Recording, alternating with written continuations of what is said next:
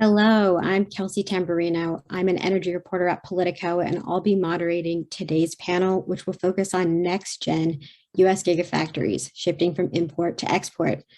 To begin, I want to lay out the landscape a little bit as the US looks to achieve net zero emissions economy wide by 2050 and build out more secure and diverse US supply chains. The global lithium battery market is expected to grow by a factor of 5 to 10 in the next decade, according to last year's National Blueprint for Lithium Batteries. That report warned that the US industrial base needs to be positioned to respond to the increase in market demand that otherwise will likely benefit competitors in Asia and Europe. But the US is already behind the battery production curve.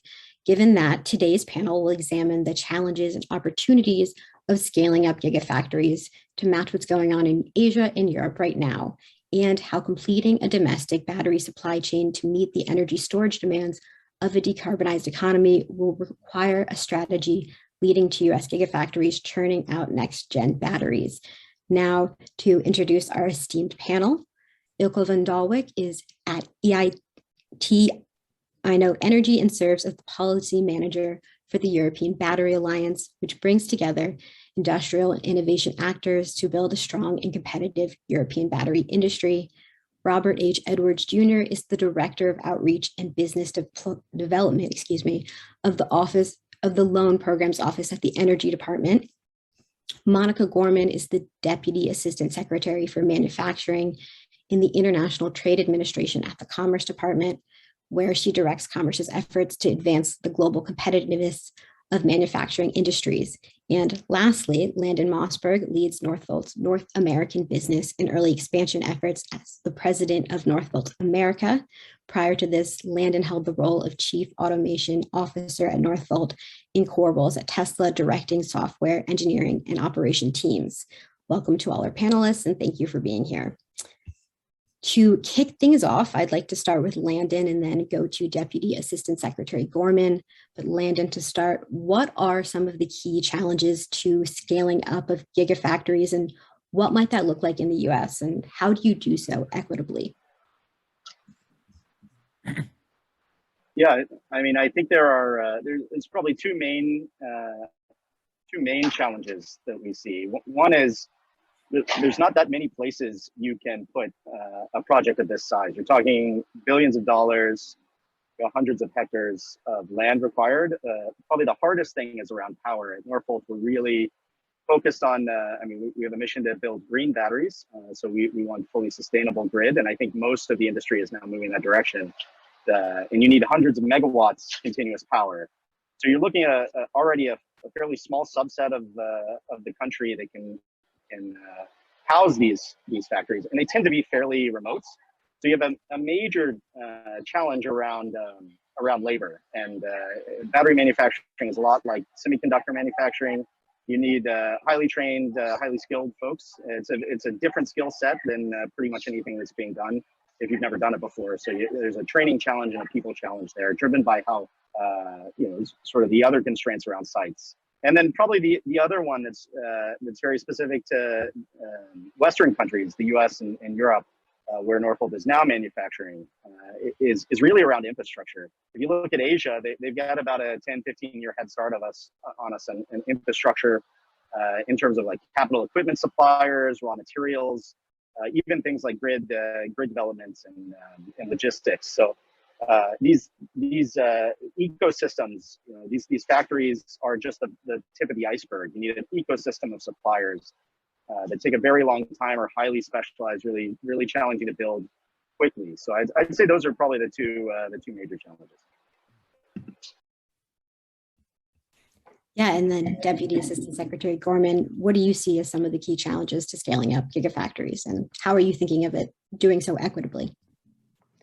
Thanks, Kelsey. And I'll start by saying we recognize that there are challenges in all portions of the lithium battery supply chain.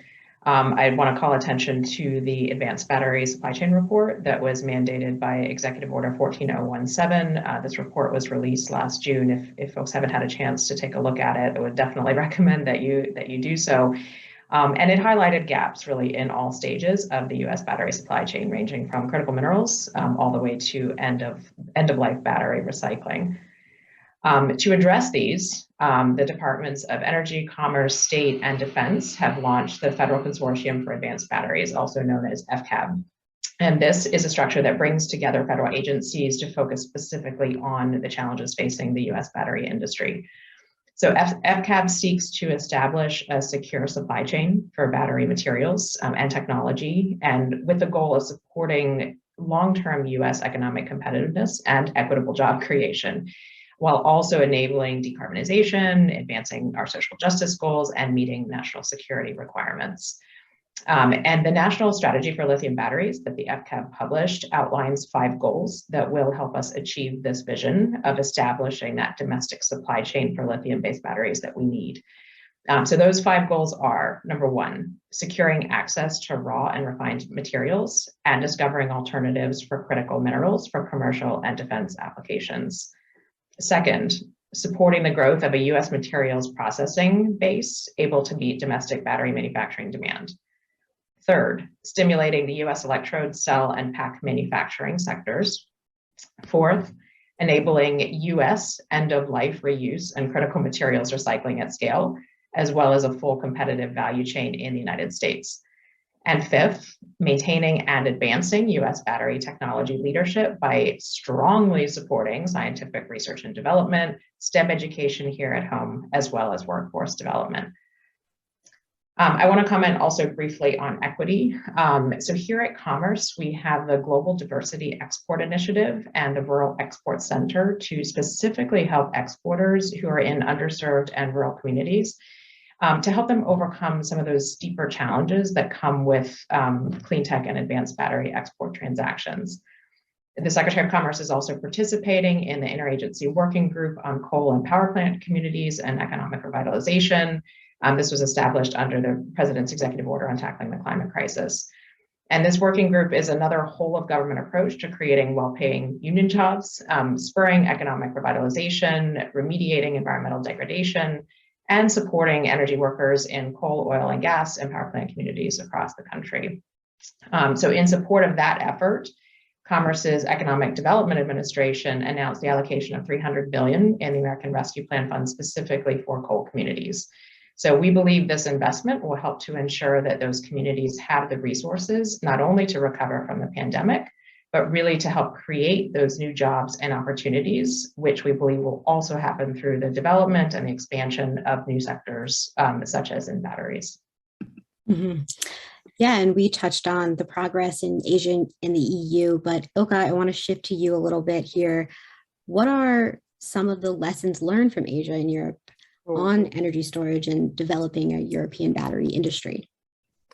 Thank you for having me on this panel. As pointed out, I'm today representing the European Battery Alliance that today is a network of more than 700 key stakeholders from industry, from academy, from finance, innovators, but also public institutions and member states.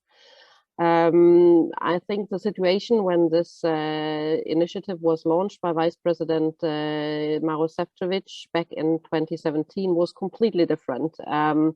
The battery industry was virtually non-existent, and there was a lot of discussions going on that actually, in fact, it was too late to actually do anything about it, and many pointed at the experience that happened with the solar industry in Asia that has outcompeted not only, I think, also the US when it comes to labor cost, and we lost this industry completely. Others said, well, we shouldn't do anything because currently it's a little bit too early to do anything about it. Let's wait for the next generation of future batteries to come online, looking at solid state. And once we are there at this step, then we can enter the game. So I think in large, it was a lack of understanding at the speed and scale of this transition. And one of the major achievements of the European Battery Alliance initiatives is really this change in mindset. From this game is lost to actually we can become a part and even a winner in this transition.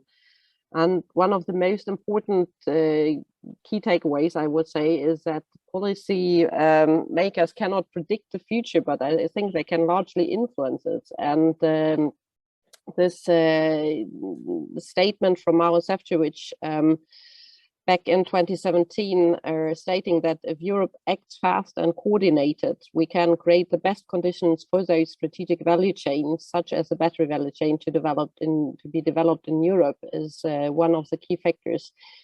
Thinking value chain and that actually creates those strategic alliances that Landon was already pointing out, this ecosystem. So it's not only about putting cell production facility off the ground, but also this strategic alliances to the raw material sectors, building the recycling in the same time, and having this tight contact with the automotive industries was in fact one of the best lessons learned from this one.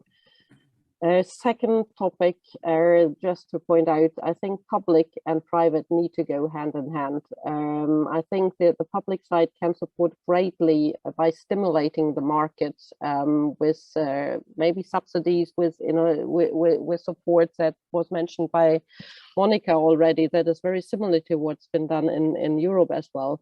But the private side is really, at least in Europe, picking up the speed and guiding the way in many respects. Mm-hmm. In the US, though, there's been talk of tax credits for standalone energy storage and domestic manufacturing that have stalled in Congress. So, Rob, I want to ask you, what tools, including loan programs, exist to support the scale up of US manufacturing and to incentivize localizing battery production?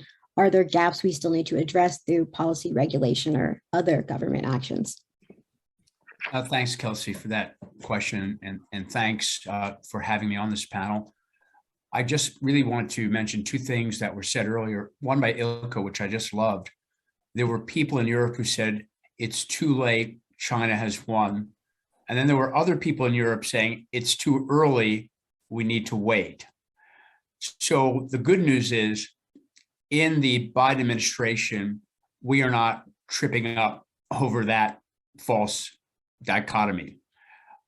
We are a uniform across the administration, believe that our United States innovative energy sector, with some assist from the federal government, will be able to establish one of the premier battery manufacturing ecosystems in the world.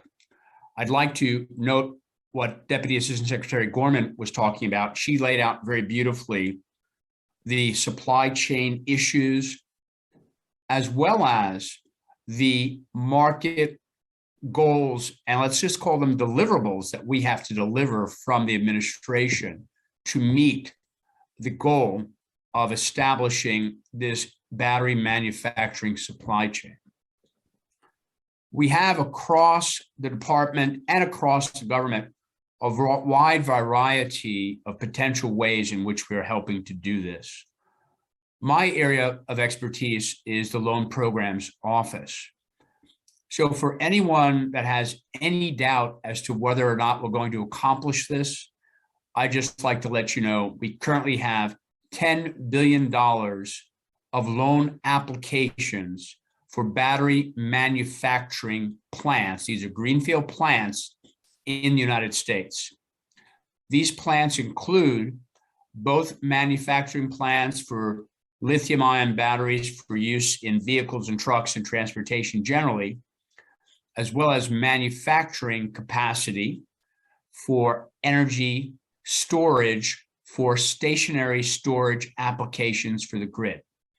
So before the end of the year, you will see some announcements from the Loan Programs Office that will signal the administration's financial commitment to build these greenfield battery projects.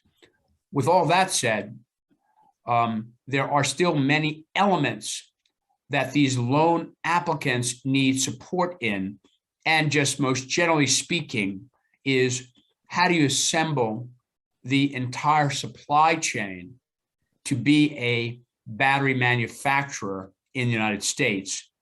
We at LPO certainly can't do this on our own. No other individual element of government can do it on its own. But rest assured, we are, as an administration, deploying all of our abilities, assets, know-how, and ability to collaborate with the private sector to fill in gaps and to make all this happen. Yeah, Deputy Assistant Secretary Gorman, is there anything you'd like to add here? Are there gaps that we still need to address that you can point to? Yeah, no, thank you for that. And I think Robert laid out beautifully just how this really is a whole of government effort. So I want to highlight some additional programs that we have here at Commerce that are also working to fill in some of these gaps. So we have our Select USA program, which facilitates foreign direct investment deals into the US, creating US jobs in the process. And FDI has been absolutely essential to growing our domestic battery manufacturing capacity. Roughly 80% of current US cell manufacturing capacity is attributable to FDI. And as a reminder, like, these companies employ Americans, they contribute to our workforce development, and they support our local American communities. And Select USA works with foreign businesses seeking to invest in the United States, but I want to stress it also supports US companies who are interested in reshoring their operations and building their domestic manufacturing capacity. They can do this through research and location report services. Will counsel on investment. They provide introductions to state-level economic development organizations. They do matchmaking, and then they can also just help to navigate the federal regulatory system. So just a wealth of options there, and we look forward to working with DOE and others to make sure that our private sector folks have what they need to build out these investments. Commerce also has the Manufacturing Extension Partnership, and the mission of this MEP program is to strengthen and empower US manufacturers, and that includes companies in energy creation and energy storage. And MEP's mission, it's local. It's through a network of centers in all 50 states and Puerto Rico, and it serves small and medium-sized manufacturers. So it provides that additional layer of support, particularly for the small and medium-sized enterprises that will be crucial to the broader supply chain ecosystem for battery manufacturing. I also want to note that in last September, Commerce's Economic Development Administration announced $4 million to support electric vehicle manufacturing in Detroit, creating 810 jobs there, saving 300 jobs, and it generated $45 million in private investment. And we know the president has outlined a goal to have 50% of Americans in electric vehicles by 2030, which will continue to drive demand for batteries. But going to something Robert said about that broader supply chain for batteries, we also need to pass the Bipartisan Innovation Act, which invests in our domestic semiconductor production. Because if you want batteries in electric vehicles, you have to have semiconductors as well. The average electric vehicle has 2,000 chips, which is about double the average number of chips in a non-electric car. And we are not going to be able to innovate in the American battery market if we aren't also investing in domestic semiconductor production at the same time. So that's why at Commerce, we're working on batteries. We're also working on resilient semiconductor supply chain, because we know that access to one is also going to drive innovation and greater manufacturing here in the United States for the other as well. Mm-hmm.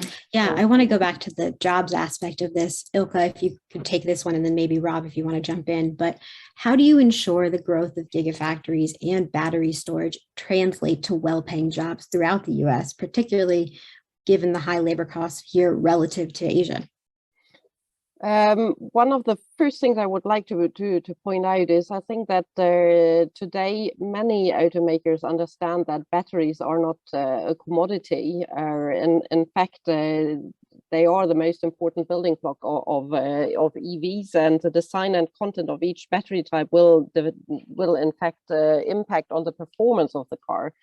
And therefore, we need those highly trained experts and skilled persons for battery production, for the material production, as well as for the assemblage of the entire car. So I think those when you look at the entire battery production, the labor costs will only be a minor part of the entire package. There's other things. There's the energy production cost. You will have the raw material costs, and with supply chain constraints that we're seeing around the corner, I think those are much more important than the labor costs at all.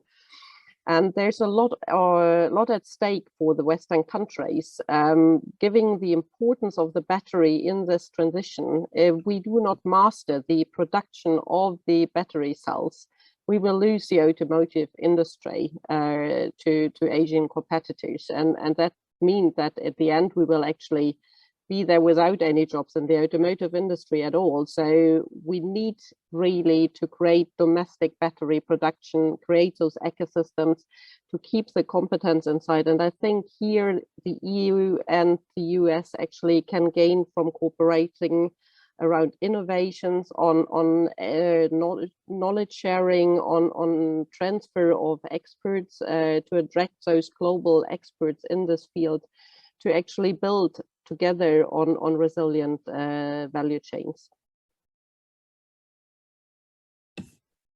Rob, do you want to jump in on this too?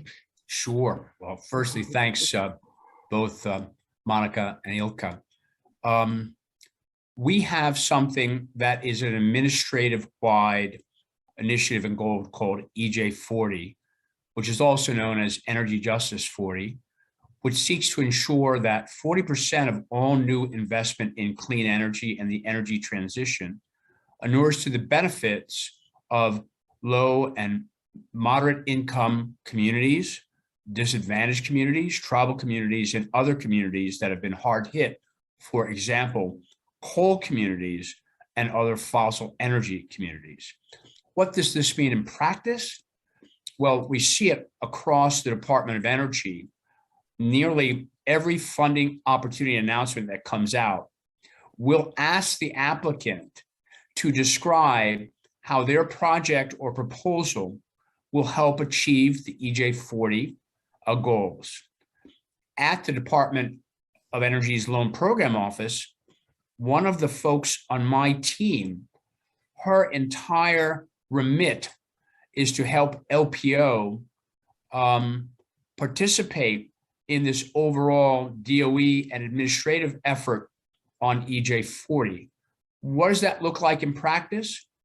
For example, identifying a training and apprenticeship programs that are available in communities and potential communities where manufacturing plants might be located. We want to help the private sector build the workforce they need for their manufacturing plan. It means that we work with applicants. There's a whole suite of services that we provide to help applicants locate their manufacturing plants. Landon kicked us off with the really good observation that it is not easy to cite a giant $5 billion battery manufacturing plant.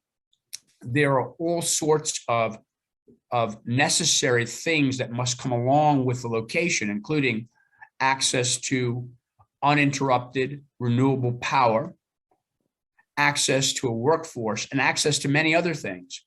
So we work with the applicants to make sure that they're able to find locations that meet the requirements that Landon discussed, as well as hopefully drive forward EJ40 initiatives.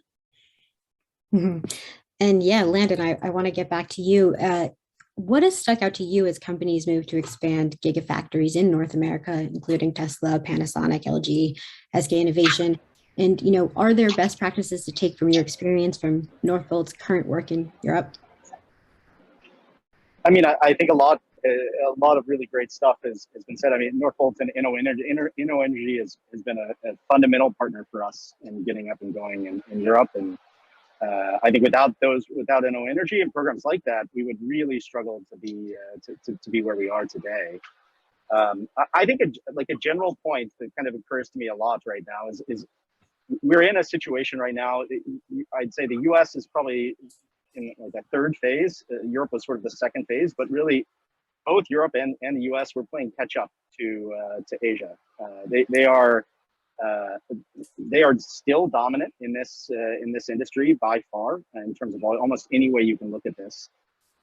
And that was because in Asia there the infrastructure existed, but the governments took a very long view on this, and there were a lot of capital put at risk around building this up, and in programs to incentivize demand, and you can't. I think these types of transitions are so huge that it's not going to happen in an organic way fast enough when someone else is willing to do it in an organized way. The next trend, the next move here, I guess, is next generation cells. You're looking at things like lithium metal cells, solid states, maybe some sulfur stuff after that. These are the next applications. Probably the place where that's really going to go in first volume, if I had to make a bet, is going to be somewhere on aviation and eVTOL, air taxi type stuff. We're already seeing indications that Asia is moving much faster than anywhere else in the world to certify these platforms and jumpstart demand for these applications.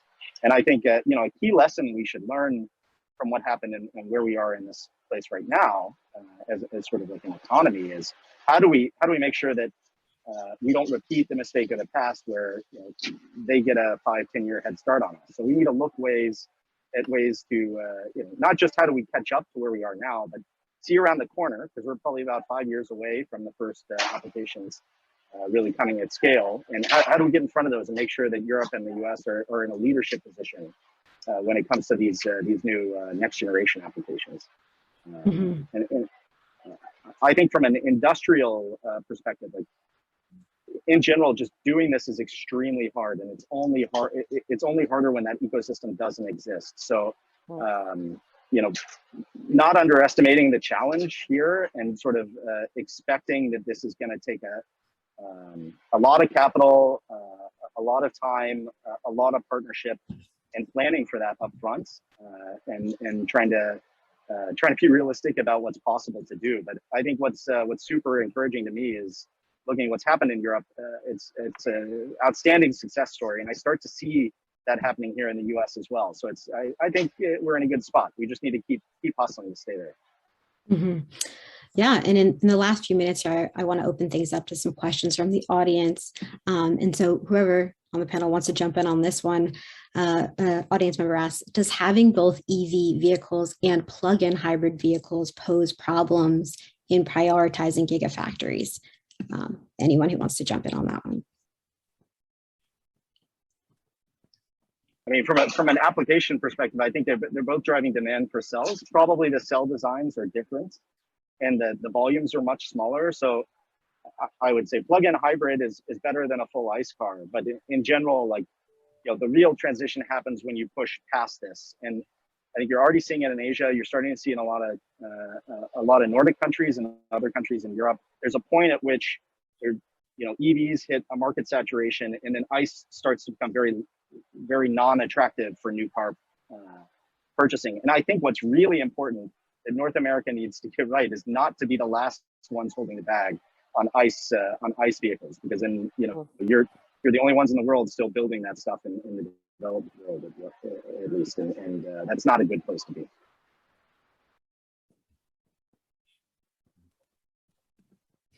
Yeah, and then maybe Rob, you want to jump in on this one. Someone asked, since fossil fuels, especially coal jobs, will be lost in Appalachia and other coal communities, does it make sense to build battery gigafactories in those coal communities? Well, the important point is it's the individual private company and investor who ultimately decide where to put their factory. We can encourage, provide information and the like. So yes, possibly, maybe it is. But I will tell you one thing that makes full sense for the coal communities: repurposing shut down coal-fired power plants to be the host for small modular reactors. That's a no-brainer. Using infrastructure that exists, whether it be natural gas or electric generation transmission infrastructure, to find the location of new, clean, and innovative generating projects. So I like to say is We are not here to kill the coal industry. We are here to help a transition towards a clean energy economy that does not leave coal communities and other impacted communities behind. And on that note, I think we're at time. So I'd like to thank you all for joining in on this crucial discussion, and to our panelists for sharing their expertise. Attendees and viewers, you can now go back to the Programs tab for the next session. And this concludes our panel. Thank you. Thank you. Thank you. Thank you.